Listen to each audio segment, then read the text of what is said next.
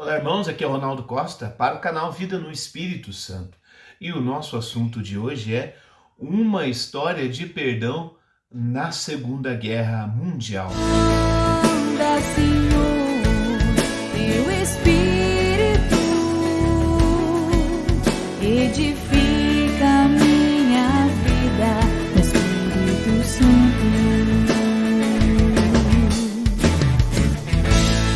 Canal Vida no Espírito Santo. Irmãos, hoje eu trago para vocês a história de Jürgen Moltmann, que foi um piloto de guerra, piloto de avião de guerra alemão, Ele combateu na Segunda Guerra Mundial, precisamente no país da Holanda, Cometeu atrocidades e se tornou um prisioneiro de guerra ao final da Segunda Guerra Mundial, quando a Alemanha foi vencida, Tudo aquilo que nós falaremos aqui nesse vídeo é retirado desse livro aqui de Jürgen Moltmann, o próprio autor, que é o piloto de avião, o livro A Fonte da Vida, o Espírito Santo e a Teologia da Vida. Convido você a ter esse livro na sua prateleira. Vai ser uma leitura edificante, principalmente para aqueles que buscam uma vida no Espírito Santo. O cenário, gente, é o fim da guerra e é aterrorizador.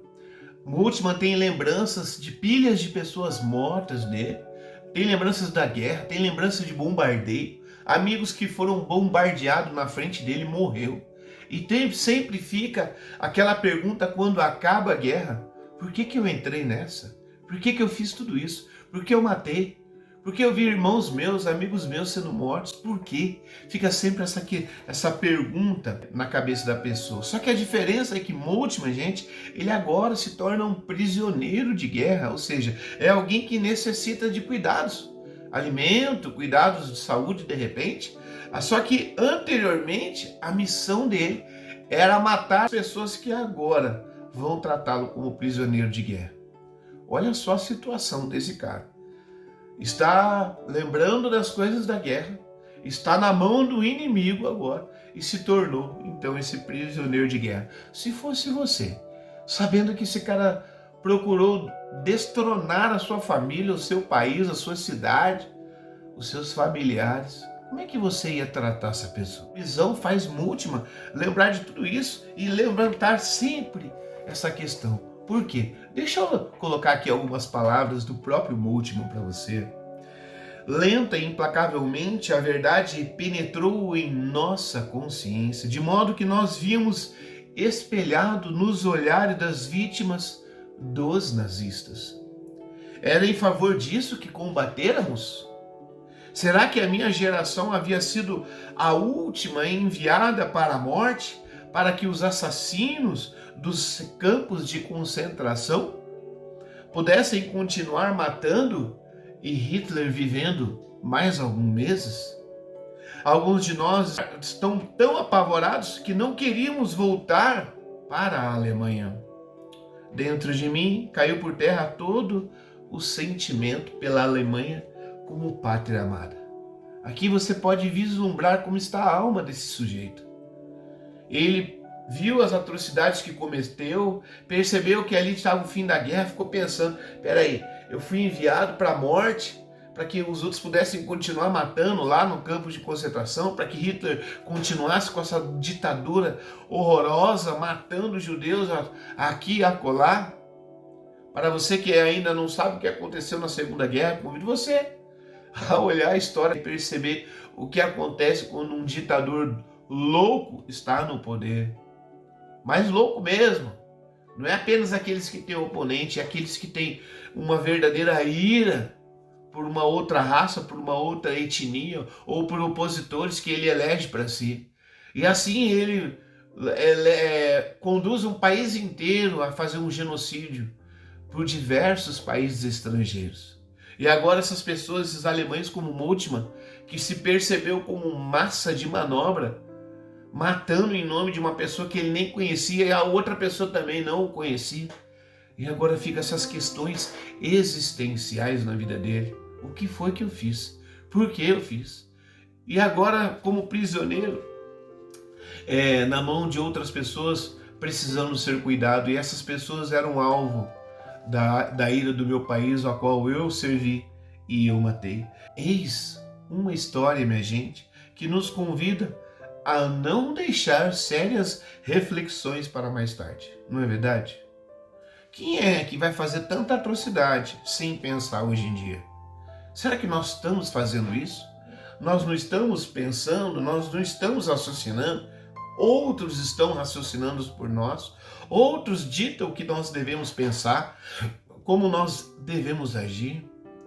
Convido você a não deixar essas reflexões para mais tarde. Moltmann foi vítima disso. Ele não raciocinava. Só depois da desgraça feita que ele foi cair em si e pensar: meu, o que foi que eu fiz? Nós não podemos deixar isso para depois, não é? Qual é o eixo das minhas ações sociais? Elas promovem ou elas destroem? Você pode perceber isso na sua vida, irmão. Aquilo que você anda defendendo, a bandeira com que você anda defendendo, elas estão promovendo ou elas estão destruindo alguém? Ele não pensou isso.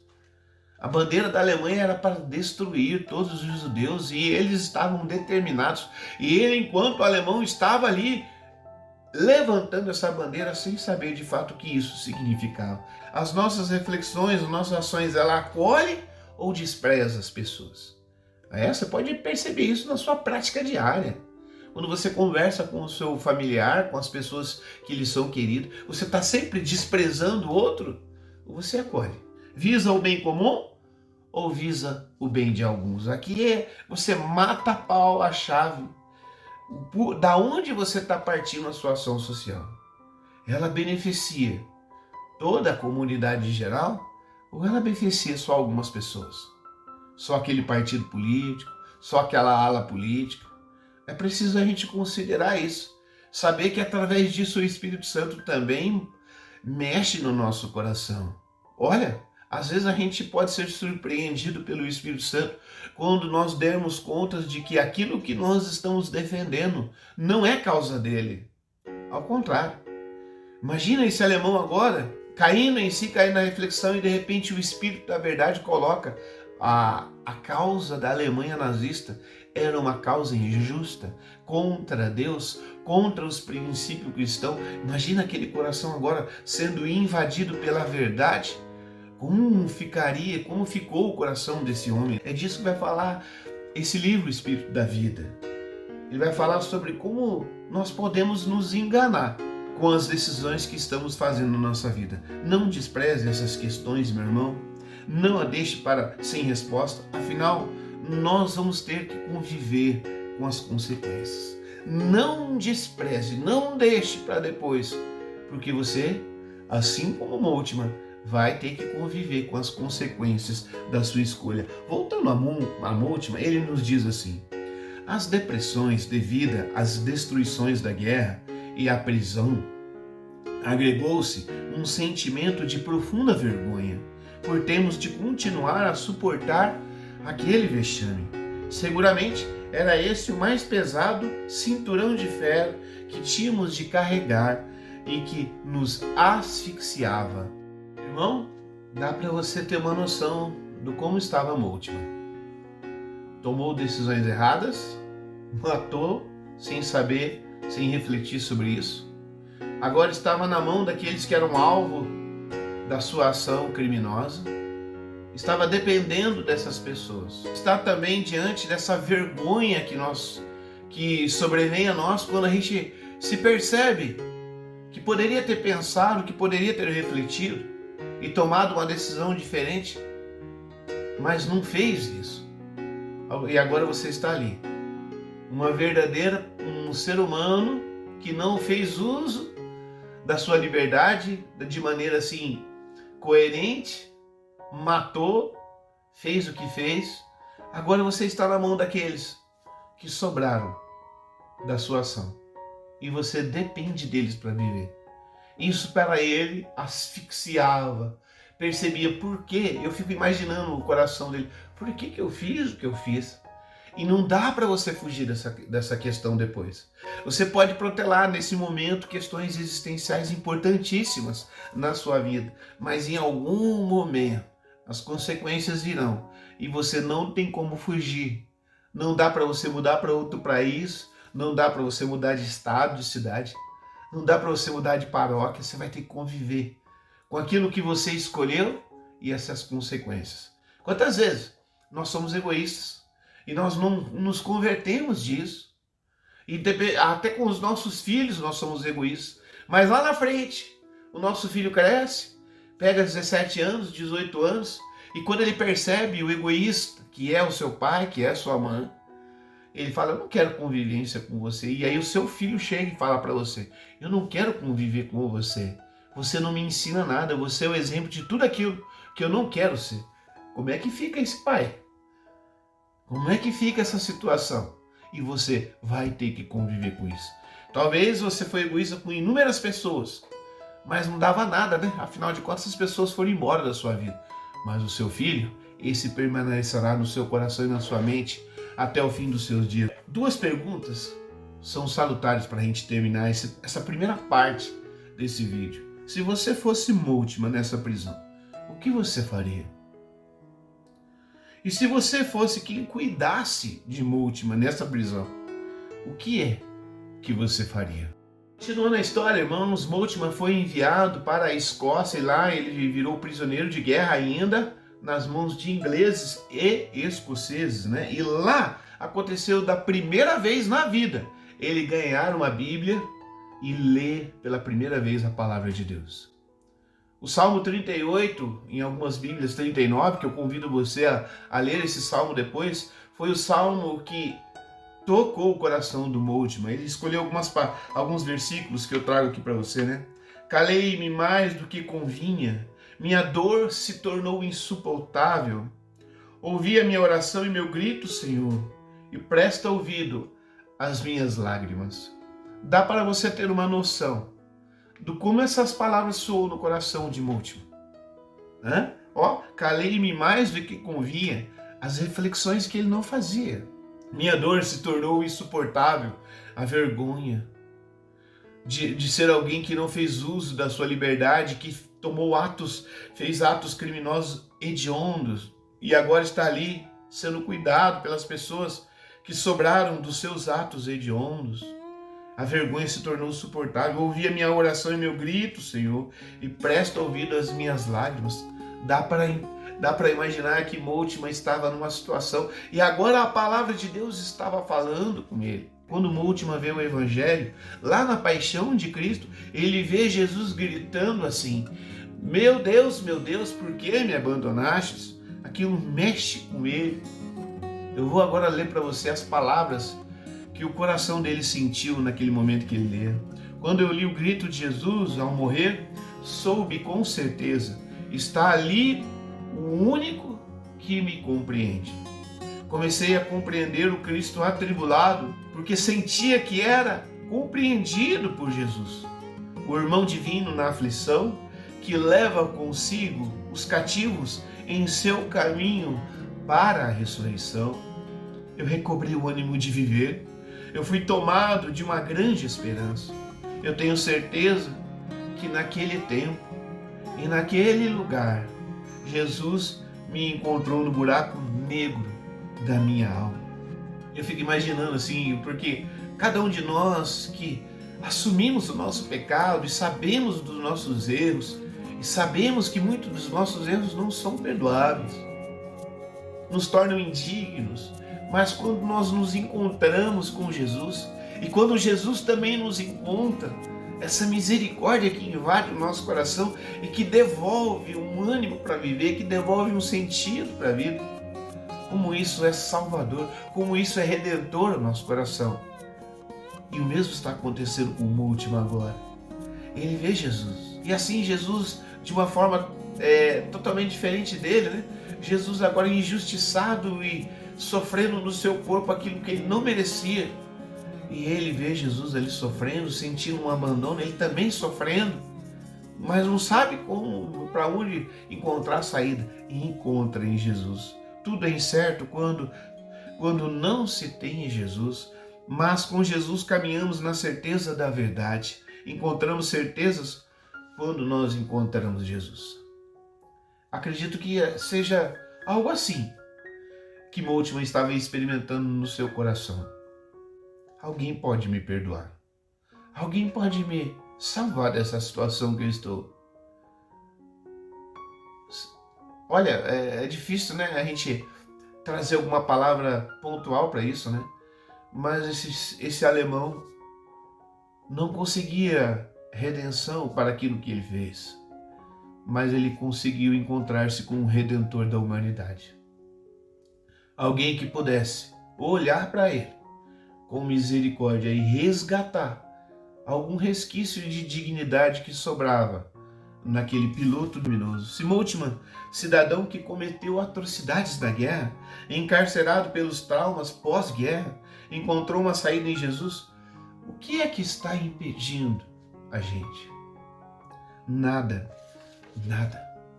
Eu convido você hoje que pode se encontrar numa situação semelhante à de Moltmann, onde você cometeu erros gravíssimos, irreparáveis até.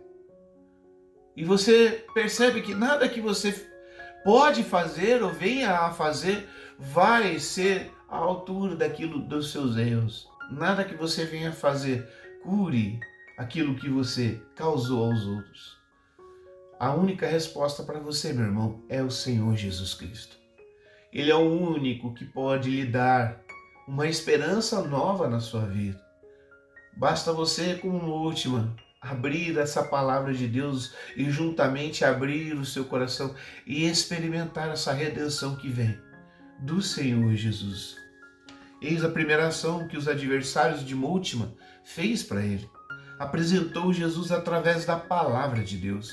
Vamos lembrar dos nossos adversários e convertermos nesse sentido. Não ofereçamos Jesus só para quem a gente gosta, apresentamos Jesus para aqueles que não gostamos também, que nos querem mal.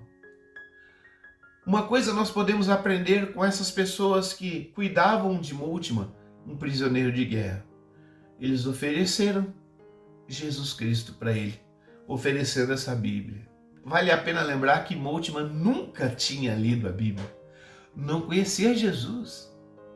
Olha que a Alemanha nazista fez com as pessoas, foi retirando Deus, foi fazendo com que a religião fosse sendo relegada de lado. Tá aí uma coisa que você pode trazer à sua reflexão.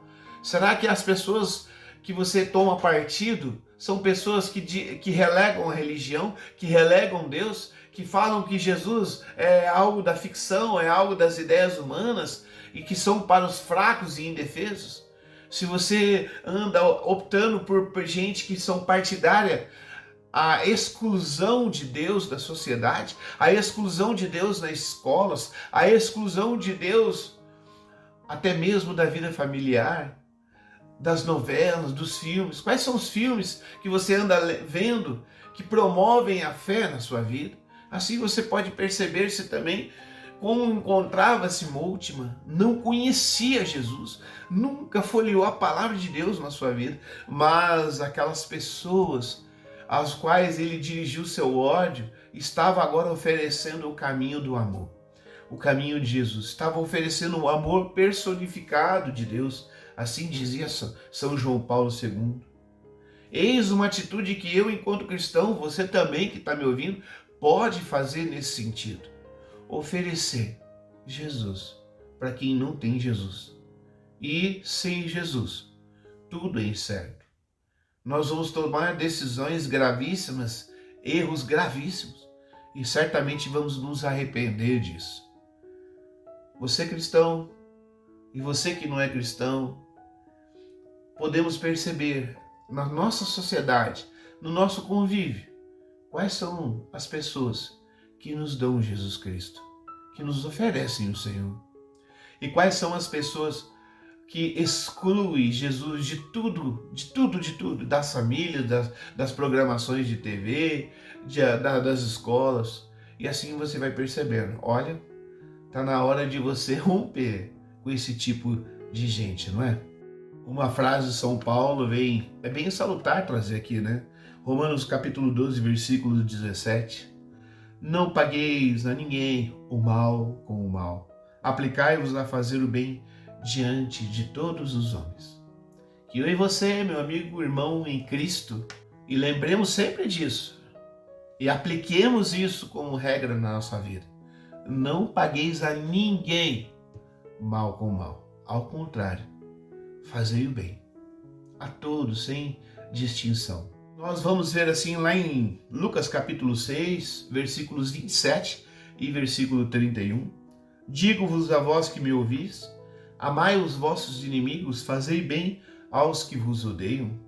O que quereis que os homens vos façam, fazei-o também a eles. Essa é a regra de ouro de Jesus, né? Muitos filósofos falam isso. A regra de ouro de Jesus, aquilo que você quer que faça para você, faça para os outros. Você já imaginou se nós realmente aplicássemos isso na nossa vida? Seja cristão ou não, você não precisa acreditar em Jesus para tentar fazer essa regra, a regra da sua vida. Mas você já imaginou se em larga escala pudéssemos encontrar uma aplicabilidade da vida das pessoas dessa regra? O Senhor Jesus é exigente com quem o segue. Mas essa comunidade que acolhia os prisioneiros de guerra estão convictos de que as ordens do Senhor devem ser fielmente cumpridas. Veja o próprio testemunho que Moltmann fala da comunidade e o quanto que ela é fiel às palavras do Senhor Jesus.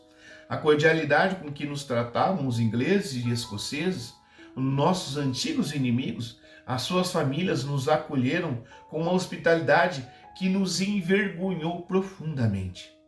Não ouvíamos acusações, não nos atribuíam nenhuma culpa. Éramos aceitos como seres humanos, embora ostentássemos nas nossas costas pelas de prisioneiros de guerra. Experimentamos perdão de culpa sem confessar a nossa culpa. Eis o testemunho de alguém sobre as outras pessoas que outrora eram alvo do seu ódio. E agora essas pessoas estão pagando o mal do seu ódio com o bem. Ele era tratado como ser humano, era tratado com cordialidade, com hospitalidade. Olha só aonde esse homem que até então não conhecia Jesus e o ódio imperava o seu coração, agora ele está numa comunidade onde as pessoas conhecem Jesus e obedecem fielmente às regras de Jesus e trata aqueles que são seus inimigos de uma forma conforme Jesus ordena. Quem deseja perdoar precisa do Senhor Jesus, precisa lembrar que outrora era prisioneiro do pecado e que gratuitamente foi salvo. O amor salvífico de Jesus o alcançou sem que nós merecêssemos. Por que exigir merecimento a quem precisamos perdoar? Aqui vem dentro da nossa inteligência, algumas questões que são óbvias, mas parece passar tão despercebidas, parece estar encobertadas a nossa razão. Nós também não merecíamos o perdão de Cristo. Nós não merecíamos, mas Ele nos perdoou. Por que nós, agora perdoados, vamos exigir de quem nós precisamos perdoar que eles mereçam? É uma incoerência. Todos nós estávamos outrora condenados ao inferno. E esse Jesus nos perdoa e nos possibilita o céu se nós nos convertermos à sua palavra.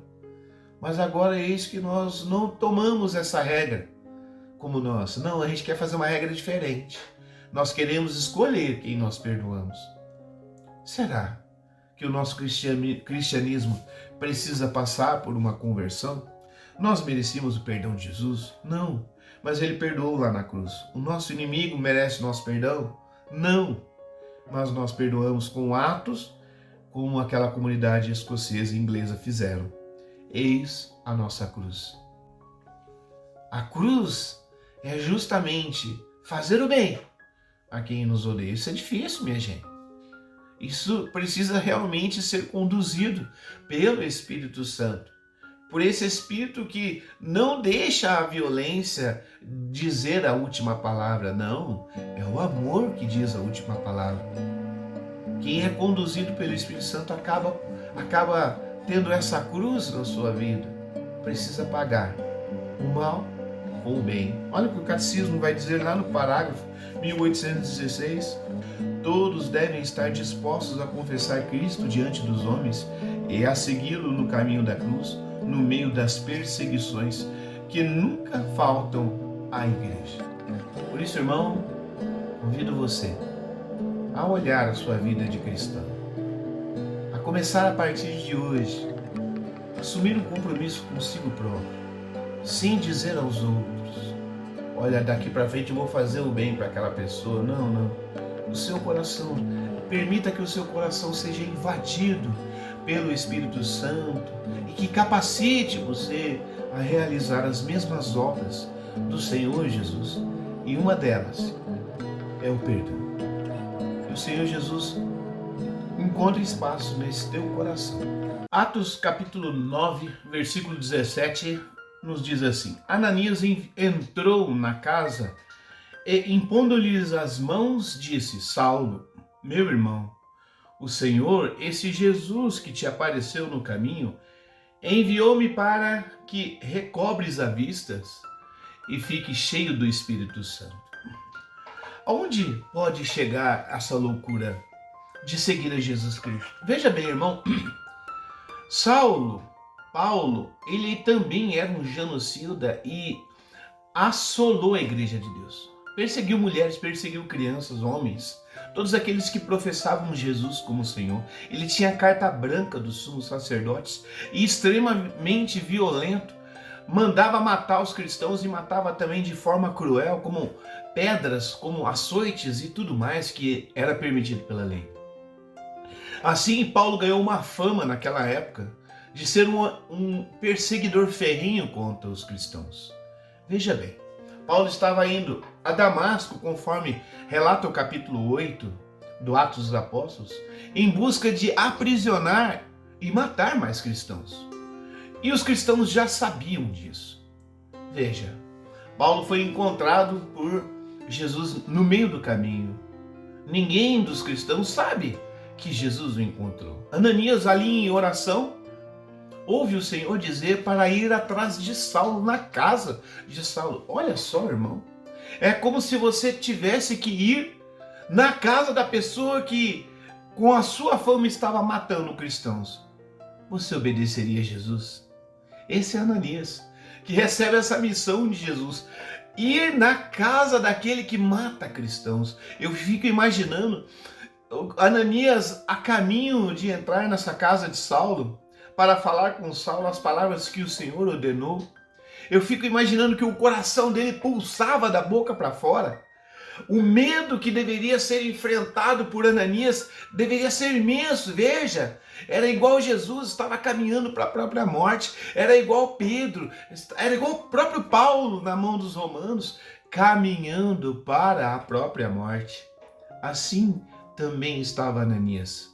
Imagina o coração dele, irmão. A alma dele aflita por estar cumprindo a ordem de Jesus, entrando na casa, né? Será que as pessoas que não são alcançadas por Jesus podem fazer isso? É interessante nós pensarmos isso. Essa comunidade responsável ficou sabendo, que comunidade que eu estou dizendo? A comunidade inglesa e escocesa que está cuidando dos prisioneiros de guerra.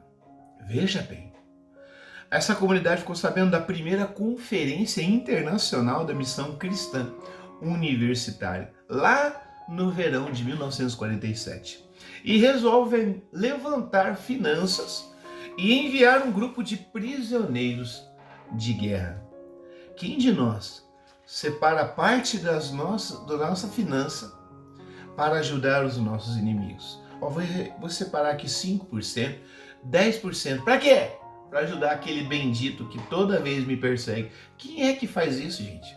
Quem é que faz igual a Ananias, que vai visitar Paulo, a casa dele, sabendo que esse homem está matando todo mundo?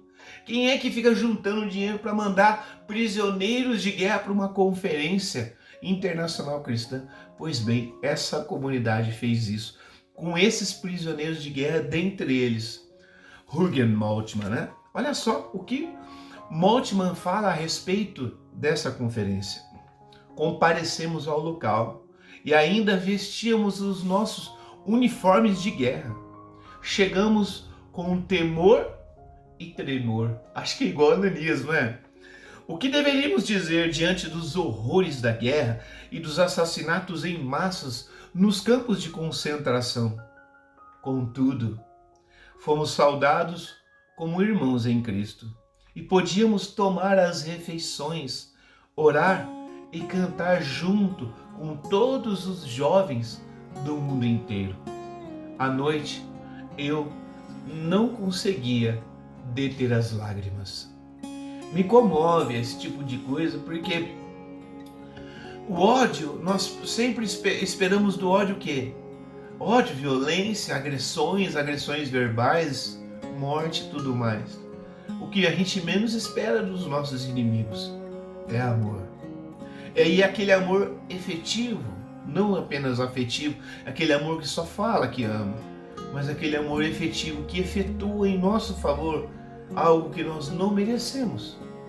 E agora esse prisioneiro de guerra que assolou as cidades na Segunda Guerra, que com o seu avião foi atrás de todos aqueles judeus assim para exterminá-los, com o coração cheio de ódio, agora descobre esse Jesus que pode o redimir, e agora descobre o corpo de Cristo que acolhe ele como irmão. Olha a graça que esse Moltmann estava experimentando no seu coração. Olha como o amor pode superar, e é a única coisa que pode salvar alguém da morte, alguém da depressão, alguém das violências. Somente o amor pode vencer, gente, qualquer tipo de maldade que possa haver no mundo. Moltmann, nessa conferência, Paulo junto aos cristãos, é a prova viva de que o amor é o único caminho que de fato cura. O mesmo Paulo vai nos afirmar, irmãos, lá em Romanos capítulo 5, versículo 20, onde abundou o pecado, superabundou a graça. Consegue mensurar com o seu coração o quanto de amor que esses Paulo e Moltmann receberam em seus corações?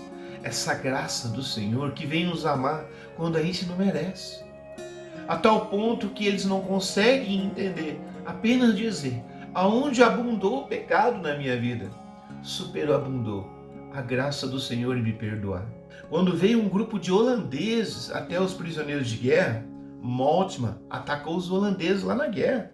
E ambos estavam na conferência. Ouça as palavras que Moltmann vai nos dizer a respeito dessa reunião com os holandeses, cujo era o país que Moltmann atacou como piloto de avião de guerra. Os holandeses nos revelaram que Cristo era a ponte sobre a qual vinham ao nosso encontro. E que sem Cristo, eles não teriam vindo falar conosco. Contaram-nos também sobre o horror da Gestapo, a perda de seus amigos judeus e a destruição de suas casas. Também nós podemos subir na ponte que Cristo construíra deles até nós, confessar a culpa de nosso povo alemão e pedir pela reconciliação. No final, nos abraçamos. Essa foi a hora da libertação para mim. Eu pude respirar aliviado, voltei a sentir-me como um ser humano e retornei com alegria para o acampamento. Não me preocupava, mas quanto tempo duraria a detenção. Moltmann fica como Paulo, né? Paulo também está preso, escrevendo cartas, e lá ele dizia: alegrai-vos sempre no Senhor, repito, alegrai-vos. Como alguém vai recomendar alegria estando preso? Como alguém agora não se preocupa mais, uma vez que agora o seu coração experimenta perdão, experimenta amor, e ficar detento já não é mais a preocupação primordial. Assim também nós, quando somos invadidos pelo amor de Jesus, nós podemos perceber que as maldades e os contrários do mundo não nos afetam, porque o nosso coração já encontrou aquilo que de fato o sacia, o amor de Deus. Alimentar divisão e discórdia corrói alma e coração, mas o nosso querer e o nosso modo de pensar rejeita o perdão. Como sofrerá e como será tarde para alguns se abrir ao perdão. Abrir ao perdão é a saída que nós precisamos para reconciliar a nossa vida, para encontrar uma paz interior e para de fato sentir o amor de Deus, porque esse amor de Deus perdoa. Nós também precisamos perdoar para que possamos ter comunhão com Deus. João, em sua primeira carta, diz: como podeis dizer que ama a Deus se odeia o seu irmão? Você é mentiroso. E assim, somos convidados hoje a repensar sobre as pessoas que nos magoaram e nos feriram, e também o quanto que a gente está carregando esse pesar no nosso coração. Quantas pessoas desenvolveram doenças como câncer porque não conseguem perdoar. Cristo derruba todas essas barreiras do ódio, nos ama e em Cristo o perdão se torna possível. Tá difícil perdoar? Tá difícil? Também é necessário um discernimento que você precisa se aproximar mais de Jesus, conhecer mais de Jesus e extrair dele a força para você perdoar aquele que te ofendeu. Há uma alegria imensurável quando a reconciliação acontece. É a alegria que vem do Espírito Santo, que conduziu a nossa vida conforme a vontade do Senhor. Vontade essa que está lá no Evangelho de João.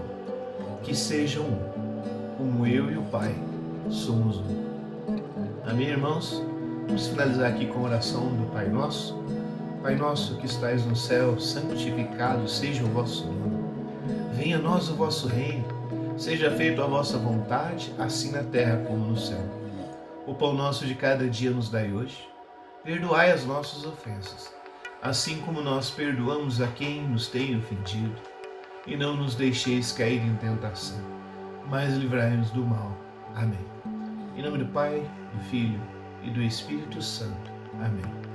Até a próxima, meu irmão.